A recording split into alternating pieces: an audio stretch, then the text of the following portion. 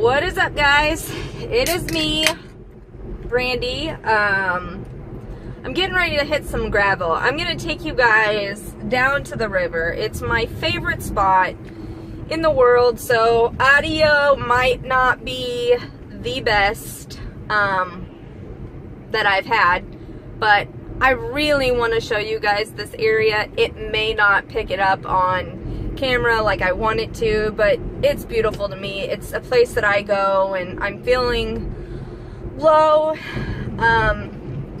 This morning I woke up in a weird mood. I'm hypomanic as hell, so I have a grocery list that I'm about to go shopping, and I know I shouldn't, but I have manipulated the fact of things that we need, so I am for sure like going to buy like some dishwasher pellets. I'm going to try to make those on my own and see if that works. Just some random shit, so. But I woke up angry and hypo at the same time. Don't know what it is, but I feel almost like all of my what ifs in life, I'm questioning. Like, I know I can't go back, but like, you know, I never lived 100% on my own. I always had somebody there, and that is something that I wish I would have done differently. Also, you know, I got married young, and before that I was in a bad relationship, which I'm getting ready to tell you guys my story, so this video is probably gonna be long. And I understand completely if you don't want to hear my life story. Please do not put yourself through that if you do not legitimately want to hear it. But also, you know, growing up, I always had questioned about being in a relationship with a male or a female. And I never got the opportunity to be in the relationship with the female. It was not the way I was brought up, but I love my husband to death. You know, there's just these questions that, you know, I ask myself. Also, like, I didn't go to college. I went to cosmetology school, so it's like a trade school. It's just a whole bunch of stuff in my life that I'm questioning. Like my job. I left a good job to start a business with my husband, and I'm wondering if that was the right move. Because with owning your own business, you don't get retirement, you don't get, you only get paid if your bills are paid. So you just never know if your money's going to be coming in solidly or not. Here is where the pavement ends, so I'm just warning you.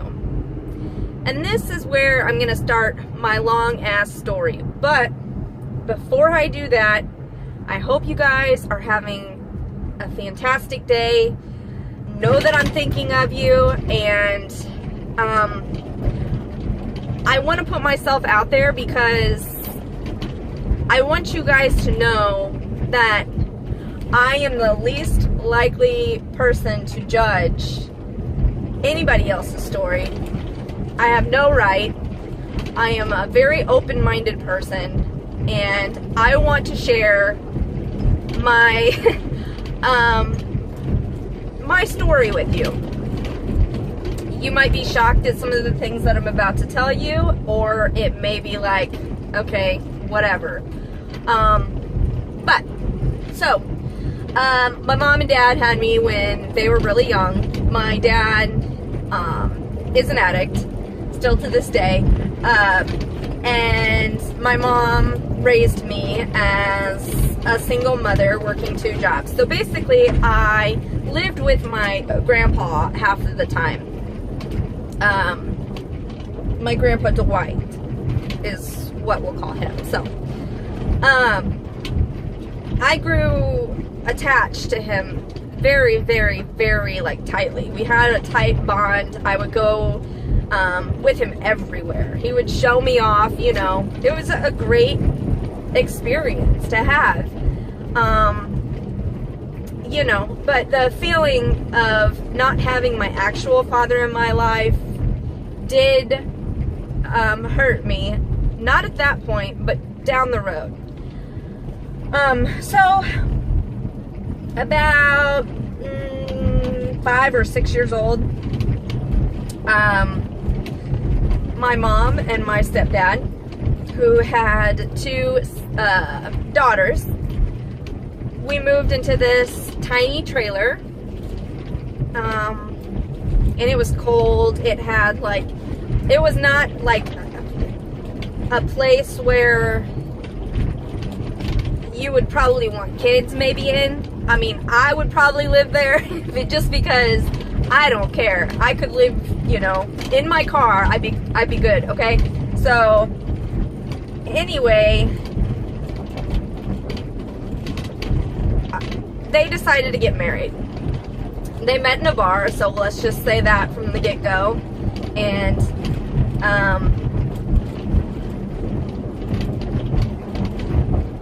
the stepdad was really good to me. He really was.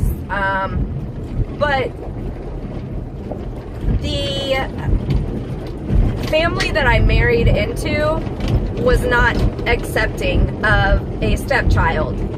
It was, if you are not part of the bloodline, then you are not part of us. So I was always the black sheep, because there were no divorces on that side besides my mom and stepdad. So I grew up not ever feeling good enough. I always became like a second-class citizen. You know, my sisters would get like the high expensive coat and I would get one from Walmart. And now looking back at that, I'm so thankful for that, because it taught me to be humble and not to expect things. To know that there are people out there that are judgmental, and you know, it just proved to me that I wasn't gonna fit into their lifestyle. So a lot of the things I knew growing up, I had to kind of keep my mouth shut. I couldn't be myself. I mean, I could, but it wasn't accepted. So to make my life easier, I just kind of followed the rules a little bit, I guess. And it's not like I had a bad childhood or anything, but my dad decided to start coming back in the picture. He was not a nice man when he was younger. He started wanting to get custody of me, and my mom had quit drinking for a long time. But the court date, after the court date, and I got back home, I saw her, I'll never forget this, I saw her in a lawn chair out on the grass in front of the porch, smoking a cigarette, and she had a beer in her hand. And I knew immediately, like, we're fucked. So that started the downward spiral of my mother and her alcoholism. It was very bad. It was very heartbreaking to see someone allow themselves to get that way. And I wanted to fix it. I've always been a fixer of things, and I couldn't fix this one.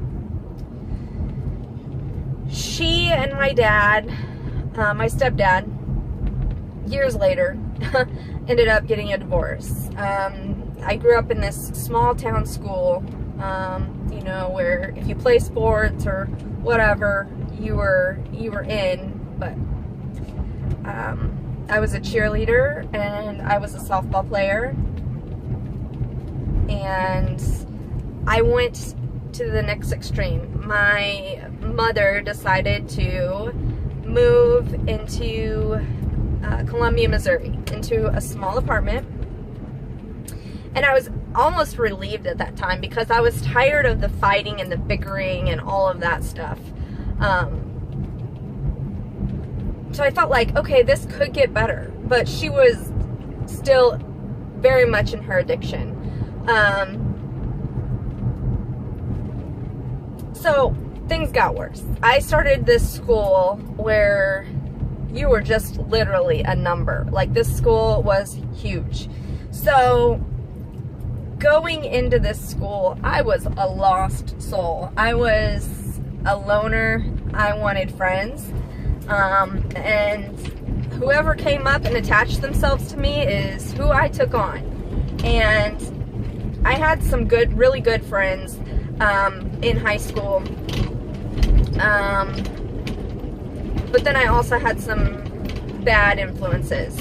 I started dating like my first boyfriend in that high school, and he, you know, he was a very like respectful, nice, quiet guy.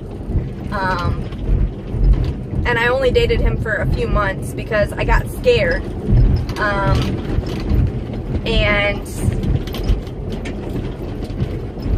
I just talked myself out of it. I didn't, with my mindset, I thought, okay, this guy doesn't really like me. Like, you know how you see on those movies where people like set you up to be, like some game is going to be played on you or something like that. That's kind of how I felt. So I decided, all right, well, I'll just give that a rest. And then one day I saw a man who stuck out to me in the crowd. We had made eye contact, and that was it. Like, I had made up my mind. I'm getting ready to know this guy. Like, that is the guy. And it just so happened that this other guy in my typing class was friends with this other guy because they both had Camaros at the time. So they were like a car club type, I don't know. But I was also friends with the other guy. His name was Ryan, and Ryan basically set the two of us up because I kept talking about him and wanted to know who he was. So basically, this is what I call my first true, serious relationship. I was 17 at the time. 17, yeah. And we started dating. One of my best friends was a guy. His name was Kevin. And he was from my small town school. But I was going to introduce Kevin and this new guy to each other. And it didn't go very well. This boy, Andrew, was very controlling. And it started out that very like first time. Like, I should have known something was up right there because it was just from one extreme to the next. But I ended up really liking this guy a lot. I fell in love. Like, nobody could tell me any different. I ended up losing my virginity to this guy, and that was that. We ended up moving in together.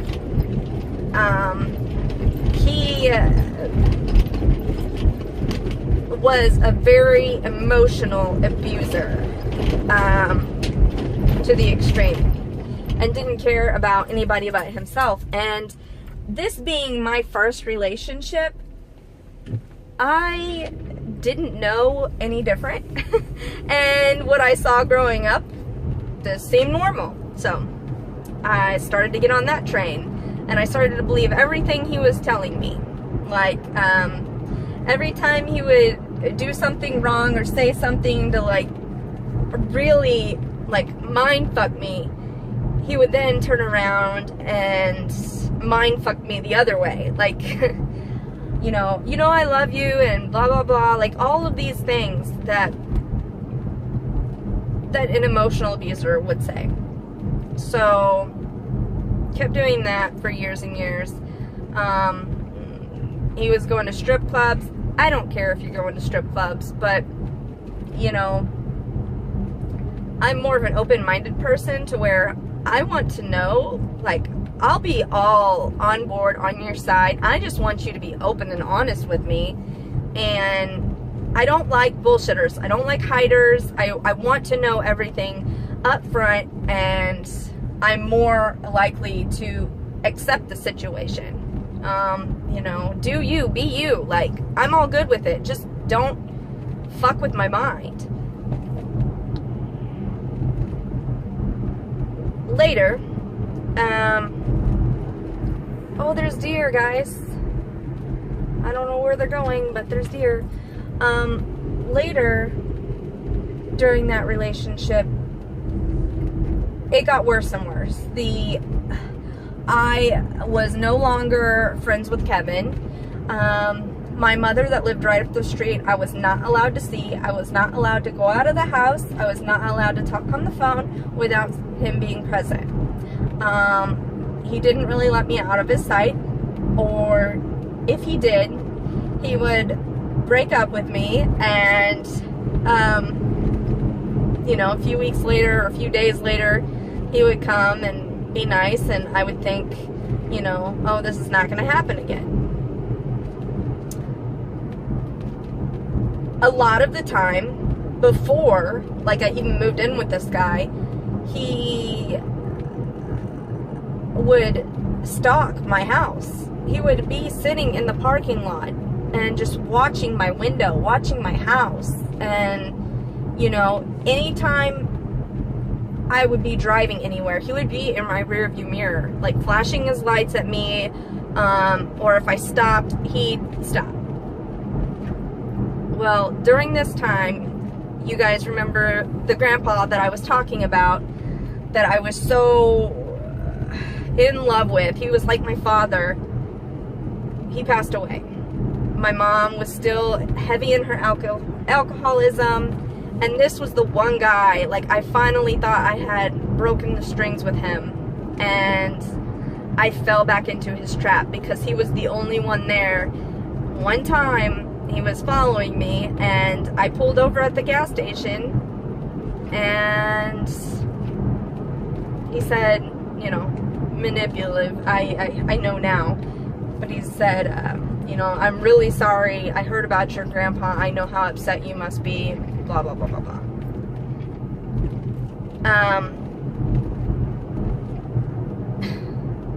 It got me. He had me there. I was lost.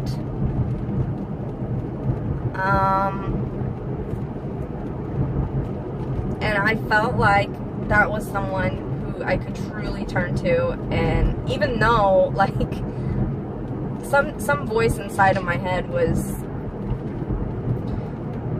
telling me not to do it, not to do it. Him and my mother hated each other. He would break into my car, slash tires, all sorts of just crazy weird stuff. And after all of that had happened, I had decided, you know what, this man is not good for me. I don't need to be around him. We had one person binding us together. And she was also in a relationship where she was being controlled. However, she was getting the shit beat out of her, basically. So we bonded pretty well together. And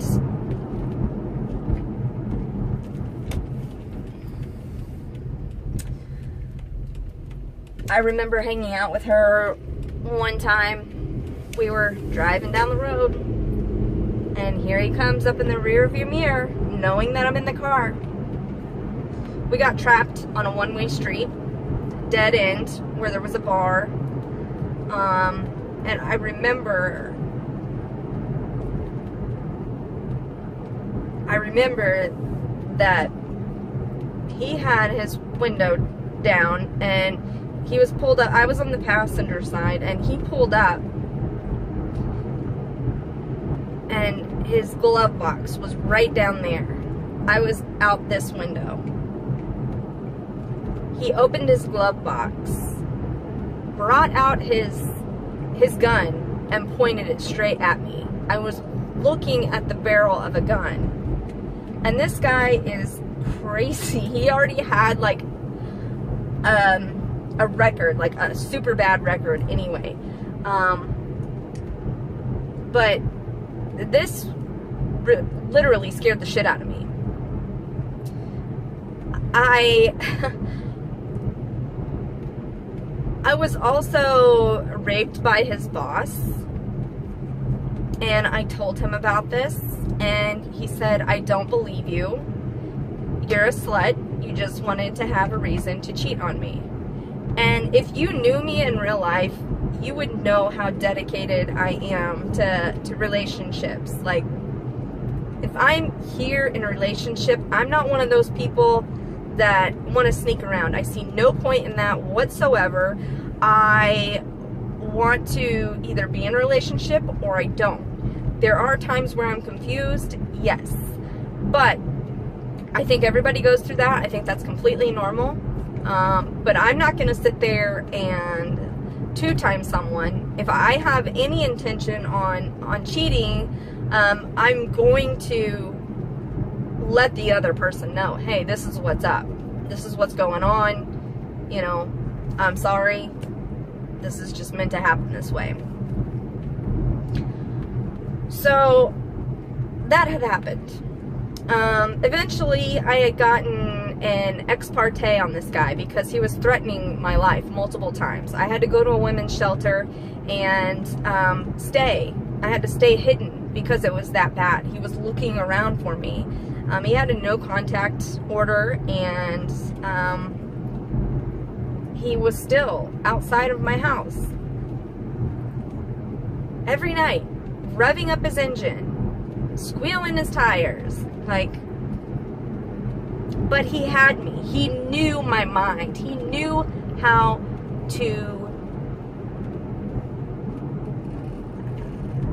work my mind better than I did. So I got the ex parte order. I didn't call the cops on him, which I should have. I didn't get it dropped, but I allowed him to keep, you know, doing what he had to do. Still, in the meantime, you know, my mom, being the alcoholic she was, said a lot of hurtful things to me, and I was just a lost soul. So, losing my grandpa and having my mom say all of these things and having my life flash before my eyes. Here comes the gravel. I lost it. I started dipping into heavy drugs. My friend that was in the the physically abusive relationship, we worked at this restaurant where basically you were next to nothing as a server to get tips. The boss was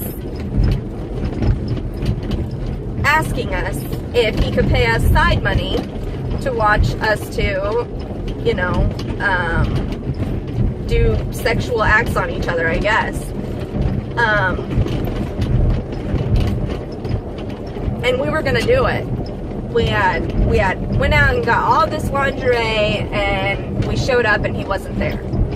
So thank God for that, because that was creepy and something was telling me, you know, something's going down. But during this time, I was not with this boyfriend. I was with someone else, and he was a known drug dealer. So that kept my habit pretty pretty frozen, like set in still. And I was making like delivery runs and stuff like that. My addiction got worse.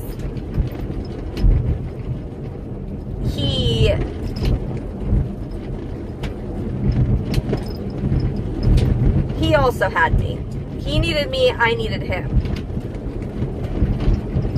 We needed each other at that time. And he treated me a lot better than what I was used to being treated. I have some dumbass in front of me, so we'll see what goes on here. Being a server, I waited on cops. Well, there was this one cop in particular who was really trying to date me at that time. And I think, honestly, it was like me being paranoid here. It was undercover kind of operation going on to either be connected to one of the three. My ex-boss, my drug dealer boyfriend, not really boyfriend, but or my ex-boyfriend. So I was scared shitless. I was doing heavy drugs at the time while serving, talking to a cop, just crazy stuff. I don't know how it all started, but somehow I got back together with Andrew. And Andrew had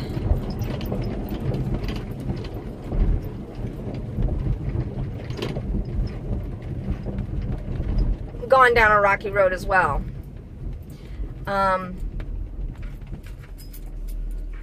So I started doing even heavier drugs with him, and we're here, guys. But I'll finish telling you my story, and then I will get out and show you guys. This is awesome. I got into even heavier drugs with him. My mom was still, you know, going through alcohol. So my life, like, I literally just, my addiction, I attempted suicide many, many times. Finally, one day, I just came home. It was around a Halloween time. I came to my mom. I came home, is what I call it. And I just broke down. I said, I need to go to treatment. And this was my way of saying, you know, hey, you need to come with me too. The reason I wanted to go was not because I couldn't quit, because I'm pretty strong-willed person, but it was, I had to get away from the people that I was hanging around with. And most importantly, I wanted to get my mom, I wanted to know who my mom was, because I never felt like I truly knew who she was as a person. So, sober now. Thank God. Somehow changed my identity. I don't like to go out in public because I'm always afraid I'm going to run into somebody or something like that. I've moved. I've switched vehicles. Like, I'm just terrified that one of these days I'm going to be found and my family is going to be hurt. So I do live with that.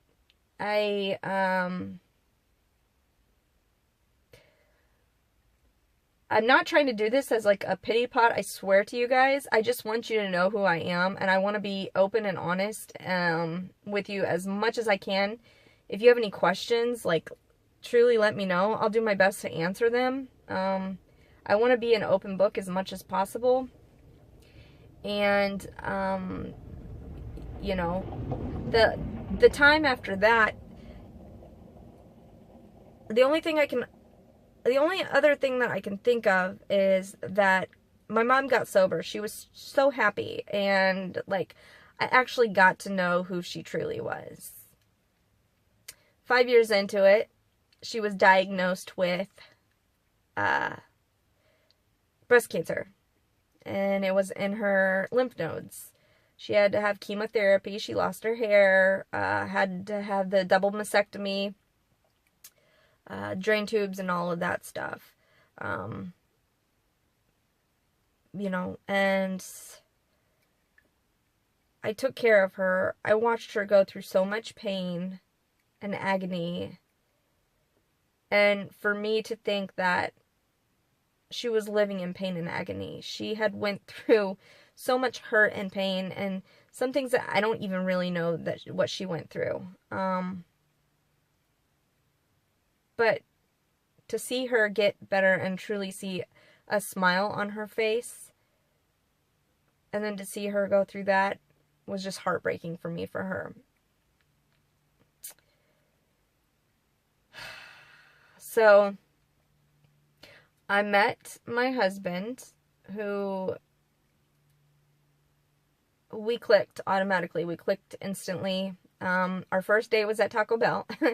And I remember not wearing shoes because he asked me for a haircut. And being out of cosmetology school, I gave him his first haircut. He told me he liked it. I don't know if I messed it up or not, but whatever. He said, you know, I'm hungry. I need to go get something to eat. Do you want to come? I was so excited. I didn't even put any shoes on. So I went barefoot in his truck. I ate one taco because I didn't want to have him waste his money, and I didn't want him to, watch me eat, you know, the beginnings of those things. So, you know, then we decided, well, here's a little guy on the way. I was not told that I was able to have, or I was told I was not able to have kids, and a very big shocker to me. Had no idea. We lived in a 400 or 600 square foot house, and I love that house, but it wasn't big enough. So we ended up having to buy a larger house, which is the one we are in now. You know, and then we got married. We went to the Bahamas on the beach, got married. I didn't want like a big wedding. My wedding dress was $27. I still remember it to this day. We walked barefoot on the beach, and the only people that were there were my son, my husband, I, and vacation out of it. So it was like a 2-for-1 kind of deal. But still to this day, I'm so happy all of that stuff happened, because it made me the person that I am, and I wouldn't want to be anybody else. However, there's still times where I struggle with all the what ifs in life, and I think most people do. I think that's normal. But whenever these things, like, all of these questions of, like, what if I would have ended up in a relationship with the same sex? What if I would have lived on my own and never got married? What if I never had a kid? Like, all of these what if scenarios still bog me down. And still knowing that this ex-boyfriend of mine has attempted to murder a girl and run another girlfriend off of the road, terrifies me, because if I would have stayed in that relationship, I honestly don't think I would be here today. So, I'm just terrified that he could lurk around any corner at any time. But today, I am going to Goodwill. I'm going to see if I can get a few things that that are missing in my wardrobe, even though I've recently decluttered it. There are things that I still feel like I need. I'm going to go get some stuff for the house. And what else did I say I was gonna get? I have a list here. I need to get some soap, dishwasher detergent, dog food, a small little thing of laundry detergent to add to my homemade laundry detergent, those smelly good things for the clothes, my Bigelow tea that I like to get. I need to get crickets for my son's geckos. I'm going to get a canvas and some spray paint, and maybe some like Mod Podge, because I'm going to work on this vision board that I really want to like dig in deep and make it as realistic as possible. So on this list for Goodwill, I have a zipper hood warm hoodie. This one I love, except I don't like it when I have to put things over my head. I definitely will not be getting rid of this because it's one of my favorites. I just wish it would zip up in the front. I also need a black shirt, long sleeve, and a gray long sleeve shirt. Black pants, and then some t-shirts. I really like the baseball t-shirts, so I'm going to be on the lookout for those. So that's what I've got. Hopefully, oh, and I need to get some Lara bars, or I need to figure out how to make them on my own. But those are the things that I'm going to get. I'm not going to allow myself to get anything else off of this list. That's why I have to make lists. They're so important. I am going to stop this. I really appreciate if you have made it this far in the video. Maybe some of you guys can relate to my story, especially if you are bipolar.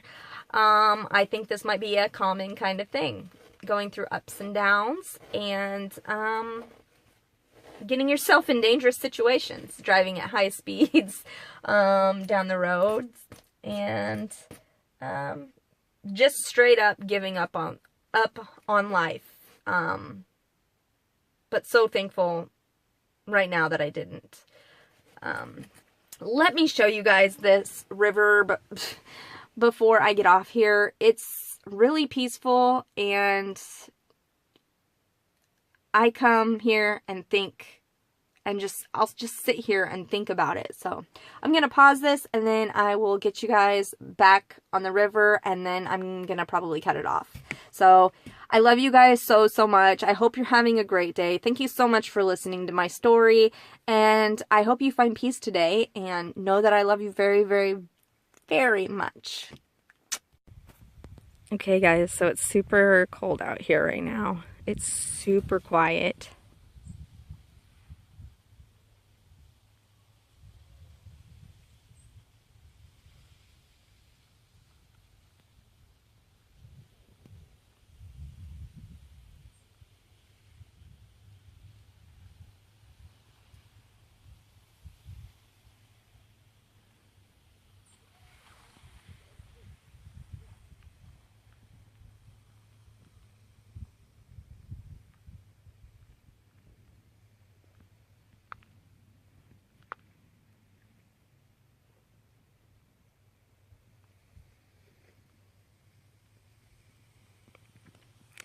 This is my place. It's a lot of quietness. You can literally hear the wind and the water and the ice right now.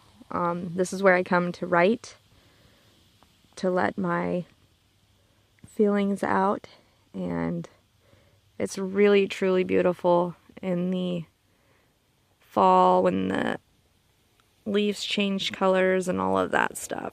So I hear a car coming. I'm going to stop it real quick, but this is it. I hope you guys enjoyed it. I know it's only a short amount of what I actually told you, but that's it.